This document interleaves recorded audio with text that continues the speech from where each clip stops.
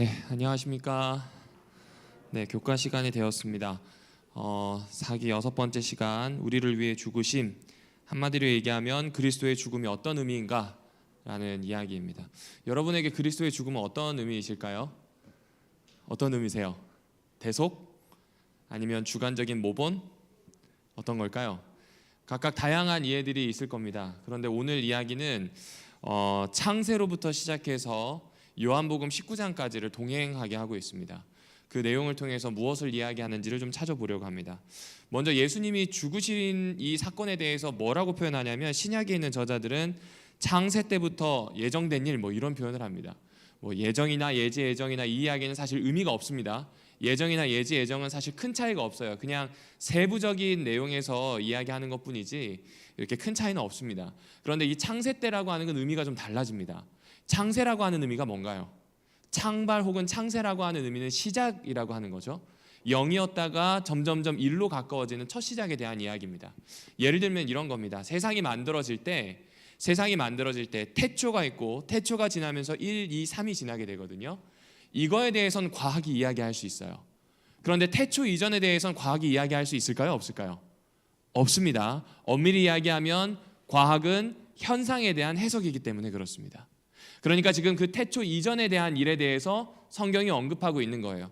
책이 쓰여지기도 전이고, 역사라고 잡히기도 전이고, 시간이 흐르기도 전입니다. 다른 말로 하면, 여기에 제가 써놓았지만 어떤 우리 눈에 보이는 질서가 나타나기 훨씬 이전이다.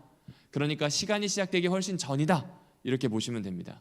그래서 영원이란 말을 갖다 붙인 거예요. 왜 영원한 복음 혹은 영원한 계획이라고 하냐면, 시간이 시작되기 이전에 우리가 가늠할 수도 없는 존재들이 만들어 놓은 계획이기 때문에 그래요. 이 측정이 될까요? 안 될까요? 안 되죠. 가늠이 될까요? 안 됩니다. 아마 남성들은 다 이게 군에 가서 총을 쏘시죠. 소총을 아마 다 쏘아 보셨을 겁니다. 소총을 쏠 때 이 가늠자에서부터 이 안에 있는 가늠쇠까지를 일치시켜야, 표적과 일치시켜야 맞아요. 아마 다들 본 적이 없습니다만 만발자라고 주장하실 겁니다. 다 맞았다고 주장하시겠죠. 그런데 그런 분들을 세워놓고, 저는 경찰이었거든요. 권총 사격을 시키잖아요. 단 한 발도 못 맞춥니다. 지금 어느 정도 거리라고 생각하시면 되냐면, 제가 이 정도 떨어진 상태에서 여기 잘 피어있는 국화까지 권총을 쏘잖아요. 안 맞습니다. 왜 안 맞을까요? 가늠할 수 없기 때문이에요. 생각보다 이 권총을 가지고 통해서 보는 이것이 어렵습니다. 우리가 가지고 있는 삶은 꼭 두 가지인 것 같아요. 내가 가늠할 수 있는 건 소총을 가지고 사격하는 것 같고요, 내가 가늠할 수 없는 건 권총을 가지고 사격하는 것 같습니다. 물론 훈련하면 나아질 수 있겠지만 잘 안 됩니다. 그런데 이 창세라고 하는 건 그걸 훨씬 뛰어넘어요. 우리가 가늠할 수도 없고요, 측정할 수도 없고, 생각이나 상상조차 할 수 없는 그 시간대를 이야기하는 겁니다. 그러니까 우리가 가늠할 수 없는 그때에 하나님이 세우셨다, 이 계획이 예수님의 십자가다, 이걸 이야기하는 겁니다. 그러면 이걸 왜 이렇게 제가 강조하냐면, 역으로 생각해 볼게요. 공부하시잖아요. 어떤 내용에 대해서 알았어요. 설명할 수 있어요. 그럼 다시 공부하실까요? 안 하실까요? 안 하죠. 그런데 만약 그거에 대해서 누군가 반론을 제기하거나 새로운 게 나왔어요. 공부할까요? 안 할까요? 그렇죠. 만약에 근데 가늠할 수조차 없는 건데 요만큼 단서를 얻었어요. 이거 공부할까요? 안 할까요? 하죠. 평생 해야 되는 일이겠죠? 그 이야기를 하는 겁니다. 우리가 가지고 있는 복음이라고 하는 내용과 십자가는 가늠이 안 되는 겁니다. 다른 말로 하면 평생 살펴봐야 되는 겁니다. 이 침례 공부할 때 잠깐 못 끝나고, 얼마 전에 종교개혁 주일이었죠. 이 10월 마지막 날이 이제 종교개혁 기념일인데, 이때 잠깐 생각해보고, 이런 게 아니라는 겁니다. 평생 동안 매일매일 묵상해볼 주제가 된다는 거죠. 그 묵상해볼 주제로 못 느끼는 것은 가늠할 수 있다는, 어쩌면 착시이거나 착각일 가능성이 크다는 겁니다. 그러니까 태도를 좀 분명히 하고 들어가 보도록 하겠습니다. 자, 그러면 예수님의 죽음을 우리 이전에 예수와 피부를 이렇게 맞대고 살았던 제자들은 잘 받아들였는가? 이게 월요일 내용이거든요. 잘 받아들인 것 같아요? 못 받아들인 것 같아요? 네, 못 받아들였어요. 어떻게 할 수 있냐면 3번 말했어요. 죽은 지 4일 만에 부활하겠다는 이야기를 3번이나 얘기했는데, 제자들은 듣고 두려워하거나 이해 못하거나 뭔 말이야? 이런 생각을 했다는 겁니다. 왜냐하면 왕이신 예수가 왕이 되어야 하는데 죽는다고 이야기하니, 뭐지? 왕이 왜 죽지? 이 생각을 자꾸 하는 거예요. 그럴 수밖에 없는 모습이 이제 제일 이 적나라하게 드러나는 것이 마가복음 9장과 마가복음 10장과 마가복음 8장에 있는 내용입니다. 화요일 저녁마다 이제 마가복음을 할 텐데 그때 좀 잠시 살펴보도록 하겠습니다. 그러니까 핵심이 뭐냐면 예수님의 죽음을 제자들이 대면할 준비가 됐다고요, 안 됐다고요? 적용해 볼 수 있겠네요. 제자라고 불리는 교회의 공동체인 우리는 어떤가요? 예수님의 죽음을 대면하고 계신가요? 글쎄요, 잘 모르겠습니다. 제가 이 대학 2학년 때 가장 좀 이상하게 생각했던 시간이 언제냐면 연수원이었습니다. 그때 계신 연수원장님이 꼭 연수를 하러 오면 십자가 연수를 시키셨는데 관짝에 사람을 집어넣어요. 제 입장에선 전혀 이해가 되지 않는 행동입니다. 나중에 알아서 들어갈 텐데, 그렇죠? 알아서 들어갈 텐데 왜 미리 넣는가? 이해가 되지 않았어요. 그리고 그렇게 하면 옆에 있는 친구들은 또 울어요. 도저히 이해가 안 되더라고요. 왜냐하면 내가 지금 살고 있는 실존에 대해서도 정리가 안 되는데 죽음에 대해서 잠깐 느꼈다고 운다, 이건 너무나 모순인 거죠, 제가 느끼기에는.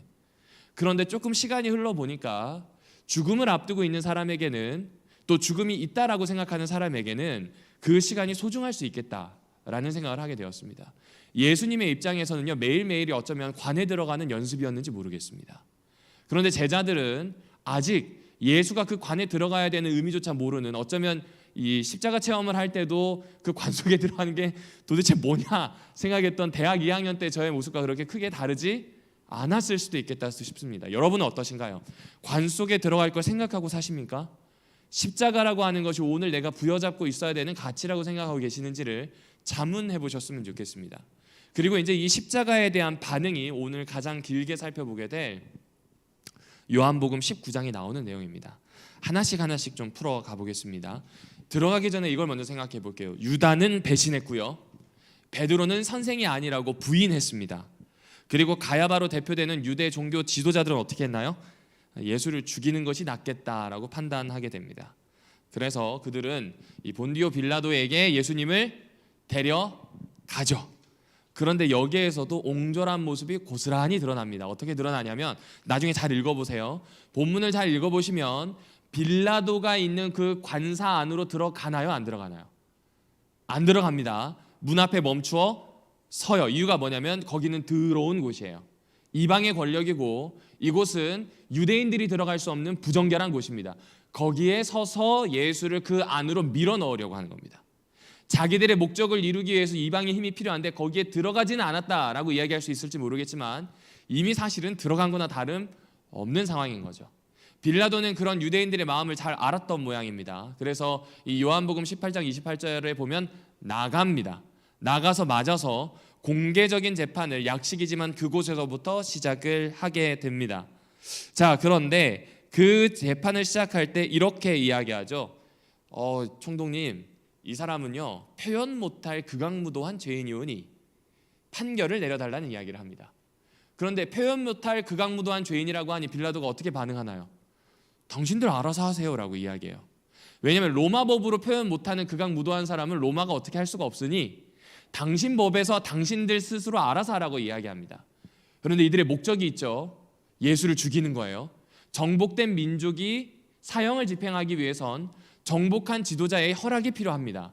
그 좀 이렇게 시커먼 속내를 숨기고 이야기하는 걸 빌라도는 꿰뚫어 본 거예요. 그러니까 당신네 법으로 알아서 하라고, 경건한 채 하지 말라고요. 여기에 들어오지 않는 게 뭐 경건한 것이 아니고 당신들이 나에게 이야기해서 뭐 이 당신들의 법을 인정해 달라고 하는 그 자체가 어떤 경건한 행동이 아니라는 이야기를 하는 겁니다. 그러자 이 사람들이 막 여차저차한 이야기를 했겠죠. 예수님과 빌라도는 그때부터 1대1로 대화를 하기 시작을 합니다. 여러분, 나중에 요한복음을 읽으실 때 꼭 빛과 어두움이라고 하는 이 부분을 잘 생각해서 읽으셔야 합니다. 서원에 보게 되면 예수를 빛이라고 표현하고요, 그 빛은 어둠이 이기지 못한다라고 하는 표현이 나옵니다. 왜냐하면 어둠에게 빛이 왔을 때 어둠이 사라지거든요. 예수님에게는 사실 어두움과 부정결함은 사실 뭐 이렇게 상대가 되지 않습니다. 왜냐하면 예수님은 빌라도와 대화를 하기 위해서 빌라도의 관사 안으로 들어갑니다. 이 불결함에 대해서 개의치 않으신 모습이 나타납니다. 다시 이야기합니다. 예수님은 그분 안에 생명, 곧 하나님의 생명이 있어요. 이 생명은 요한복음 서원에 나오는 것처럼 빛입니다. 빛은 어둠 속에서도 빛납니다. 따라서 어둠은 빛을 이길 수가 없습니다. 어떤 어둠도 어떤 불결함도 예수에게 영향을 줄 수 있을까요? 없을까요? 없어요. 지금 유대 지도자들과 차이나는 예수님의 모습을 여기에서 볼 수가 있습니다. 그런데 대화를 보실까요? 자, 이제 제일 중요한 게, 로마 총독 입장에서는 제일 중요한 게 질서죠. 정복당한 민족이 왕을 주장한다면 로마 황제의 반역이기 때문에 그것 먼저 묻습니다. 이걸 좀 재구성해 놓은 겁니다. 당신이 유대인의 왕이요? 라고 물었습니다. 그랬더니 예수님이 이렇게 묻죠. 그거 너 생각에서 나온 말이니? 아니면은 나에 관해서 다른 사람들이 말한 그 소문 들은 거니? 이걸 묻습니다. 다시 한번 바꿔볼까요? 총독이 충성을 맹세하고 왕이라고 고백할 수 있는 사람은 로마 황제밖에 없습니다. 그런데 지금 당신이 유대인의 왕이요라고 자신의 입으로 이야기했으니 예수님은 그걸 캐치해서 이야기하는 거예요. 너 정말로 구도자냐? 길을 찾느냐? 아니면 재판관인 척 하는 거냐? 이걸 지금 묻고 있는 겁니다. 그랬더니 이 사람이 이렇게 얘기하죠. 내가 유대 사람이란 말입니까? 저는 아닌데요. 저는 당신의 동족이 대제사장들이 당신을 내게 넘겨주었기 때문에 지금 묻는 겁니다. 선을 긋는 거죠. 그러면서 하면서 뭐라고 이야기하냐면 당신 무슨 일을 했습니까? 라고 묻습니다. 그랬더니 이야기하죠. 내 나라는 이 땅에 속한 것이 아니라고요. 자, 그럼 여기에서부터 예수님을 붙잡아둘 혐의는 있나요? 없나요? 없어요. 잘하면 정치 사상가고 못하면 미치광이일 뿐이에요. 이 사람을 굳이 시간을 내어서 총독이 상대할 필요는 없는 상황입니다. 자, 그러면 이때 한 번 더 묻습니다. 그러면 당신은 왕이요? 라고 묻습니다. 그랬더니 예수님이 이렇게 대답하죠. 당신이 말한 대로 나는 왕입니다. 나는 진리를 증언하기 위해 태어났으며 진리를 증언하기 위해서 이 세상에 왔다라고 이야기합니다. 이것은 앞에서 요한복음에서 이야기했던 것처럼 진리를 알면 진리가 너희를 자유하게 하겠다는 것, 그 이야기에 대한 예수님의 실제적인 주장입니다. 그랬더니 묻습니다. 진리가 뭔가요? 그 다음에는 사실 큰 대화에 대한 이야기가 없이 장면이 바뀌게 됩니다. 어떤 장면으로 바뀌냐면 이제 관사 밖으로 나와서 예수를 내어주며 이렇게 얘기하죠. 나는 그에게서 죄를 찾지 못했다고요. 유대 지도자들은 당황했을까요? 당황하지 않았을까요? 당황했죠. 그리고 당황한데 거기에다가 한 번 더 도발적인 이야기를 듣습니다. 그 이야기가 뭔지 아시나요? 당신들이 지금 6월절이 되면 명절을 세는데 제가 이곳에 와서 관례가 하나 있지 않았습니까? 그때 이 사람 그냥 풀어주죠 라는 이야기를 합니다. 그러니 이 이야기를 들은 유대 지도자들 입장에서는 화가 날까요? 안 날까요? 화가 나죠. 왜냐하면 유대인의 왕이라고 주장해서 반역자로 몰아서 죽어야 되는데 이 사람을 그때 풀어주게 된다면 종교적인 지도자로 인정하고 이 종교적인 지도자인 예수가 인정받으면 자신들이 지금까지 가져왔던 종교적인 시스템, 사회적인 체계가 언제든지 무너질 수 있는 이런 조건을 남기게 되는 겁니다. 그러니까 이들 입장에서는 반갑지 않은 거죠. 결국 6월절이 되었을 때 이들은 뭐라고 주장합니까? 바라바를 놓아주라는 이야기를 하게 됩니다. 이때에 빌라도는 한 번 더 작업을 합니다. 예수님을 채찍으로 칩니다. 여러분, 로마인들이 쓰는 채찍은요, 끝에 조개가 달려 있고요, 이 조개를 달아놓습니다. 동물의 뼈 조각이랑 철 조각을 달아놓은 한 6개 정도 되는 채찍입니다. 이 채찍이 탁 치면 줄이잖아요. 감겨요. 몸에 감긴 다음에 이걸 다시 회수하면 살이 뜯겨져 나옵니다. 심한 경우에는 이 안에 있는 장기가 바깥으로 돌출되기도 했다고 합니다. 그러니까 채찍 맞다가 죽는 사람들이 많아요. 거반 죽여놨으면 죽은 거나 다름없이 감형시킬 수 있지 않을까라는 마음으로 그렇게 하였던 것 같습니다. 그리고 예수에게 자주색 옷을 입히고 가시와 나뭇가지로 만든 관을 씌웁니다. 이거 무슨 의미예요? 유대인의 왕이라는 겁니다. 당신들이 잡아왔던 이 사람은 유대인의 왕이라는 혐의가 있는데 실제로 옷을 입혀놓고 관을 씌웠다 한들 유대인의 왕이라는 거예요? 아니라는 거예요? 아니라는 거예요. 아무 힘도 없는 왕 같지도 않은 사람이다, 이 이야기를 해주는 겁니다. 왜냐하면 아무리 봐도 이 사람은 죽어야 할 사람이 아니기 때문에 그렇습니다. 자, 그리고 드디어 사람들 앞에 넘겨줬을 때 예수는 다시 한번 손으로 매맞습니다. 그리고 이 사람을 보라라고 하는 그 유명한 말을 빌라도가 법정에서 하게 됩니다. 자, 그런데 이때에 종교 지도자들은 빌라도를 한 번 더 도발하죠. 만약 당신이 이 사람을 놓아주면 우리는 로마 황제에게 찾아가겠다는 겁니다. 반역자를 놓아준 것이나 다름없으니까요. 그럼 너희들의 왕이 누구냐? 유대인들은 자존심 때문에 절대로 로마 황제를 자기 왕이라고 이야기하지 않아요. 하나님 왕이 계시고 우리의 메시아가 있다고 얘기하는데 이들은 이때 흥분합니다. 로마 황제가 우리의 왕이라고 이야기해요. 거의. 이제 이렇게 되면서 예수님은 십자가에 달려 돌아가시는 일이 생기게 된 겁니다. 여러분, 요한복음에서 이 이야기를 하는 이유는 요한복음의 관점으로 보아주셔야 합니다. 요한복음의 저자는 지금 무엇에 대해서 쓰고 있냐면 유대인들이라고 대표되는 예수님과 예수님의 추종자들을 괴롭히는 사람과 예수의 추종자로 이루어져 있는 요한 공동체, 이 둘 사이의 분열의 원인에 대해서 이야기하고 있습니다. 그 원인은 무엇인가? 바로 유대인들이 보기에는 예수가 진짜 하나님의 아들이라고 주장하는 저 공동체는 아니라는 거예요. 초기 교회 공동체 입장에서는 유대인들이 아니라는 거죠. 율법에 기록되어 있고 우리의 참 구원자이신 예수 그리스도를 저런 식으로 대하고 심지어 죽여버리기까지 한 저 사람들은 우리와 상종할 수 없는 사람이라고 생각한 겁니다. 여러분, 지금 만약 펼쳐보실 수 있으면 요한복음 8장 34절과 44절을 눈으로 좀 보아주시면 좋겠습니다. 이거 어떤 구절이냐면요, 히틀러가 자신의 정복하려고 했던 행동과 유대인들을 괴롭히는 그 행동에 대해서 정당성을 찾았던 구절입니다. 그 구절에 뭐라고 되어 있냐면 거짓말에 대한 이야기를 합니다. 그 거짓말에 대해서 이야기하면서 무엇이라고 표현하냐면 이 거짓말을 하는 사람들의 아비는 마귀다라는 표현을 합니다.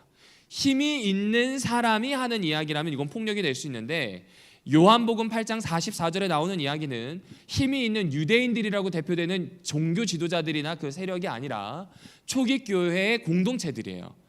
유대인들로부터 박해를 당하고 어려움을 당하고 늘 갈등이 있어서 당하기만 하는 초기 공동체의 절규입니다. 이 상황이 지금 요한복음 19장에 와서야 설명이 되는 거예요. 예수를 누구로 보는가에 대한 이야기가 나오게 됩니다. 예수의 십자가가 도대체 어떤 의미인가를 이야기해 주게 되는 거죠. 그러면 도대체 예수의 십자가는 어떤 의미일까요? 예수의 십자가를 한마디로 정의하면 이건 좀 그림 언어와 같습니다. 화합의 장입니다. 합일의 장입니다. 요한은 그걸 이야기합니다. 여러분, 요한복음에 보면요, 예수님의 어머니가 나와요. 가나의 혼인잔치에서 처음 등장하고 예수님이 십자가에서 죽는 장면에서 그 다음 등장합니다. 그런데 다른 복음서에는 없는 내용이 있는데 이 예수의 어머니인 마리아가 십자가 바로 아래에 있었고요. 그 십자가 바로 아래서 슬피 울고 있는 예수의 어머니를 사랑받는 제자 혹은 예수께서 사랑하시는 제자에게 맡기는 장면이 나옵니다. 다른 여러 해석들은 별로 중요하지 않습니다. 그냥 시대 소망에 있는 내용을 쫙 읽어주시면 됩니다. 거기에 잘 요약이 되어 있거든요. 그런데 유대주의자들에게서 나온 이야기는 이런 이야기들이 있어요. 예수의 어머니는 쉽게 얘기하면 예수를 태어나게 만들었던 유대교에 대한 은유일 것이다. 예수의 사랑받으시는 제자는 쉽게 이야기하면 예수를 추종하고 있는 공동체에 대한 이야기일 것이다. 이것은 예수를 추종하고 있는 공동체가 예수를 추종하고 있고 예수를 사랑하고 예수에게 사랑받는 공동체가 모체가 되는 유대교를 품으라고 하는 마지막 가르침으로 볼 수도 있다라는 내용을 찾았습니다. 여러분, 이 이야기를 여러분에게 드리는 이유가 무엇일까요? 예수님의 죽음에 대해서 다른 여러 해석들이 있겠지만 다른 해석보다는 예수님은 이 세상에 자신과 하나님과 사람들의 합일 그리고 사람들 사이의 합의를 생각하고 계심을 요한복음에서 잘 비춰 이야기해 주기 때문에 그렇습니다. 다음에는 부활에 대한 이야기를 살펴볼 겁니다. 그런데 그 전에 이 내용을 좀 잘 기억해 주셔야 됩니다. 십자가는 합일과 화합을 위해서 세워졌다는 것 잊지 않아 주셨으면 좋겠습니다. 잠시 기도하고 마무리하겠습니다. 살아계신 하나님 아버지, 오늘 우리 삶에 예배의 순간을 허락해 주시니 감사합니다. 박해받던 예수의 공동체가 모체가 되었던 유대교인들, 또 박해의 주체가 되었던 그들을 품었던 것처럼 주님, 오늘 이 예배가 우리를 품으셨고 우리와 갈등이 있는 사람들을 품는 그런 귀한 결심과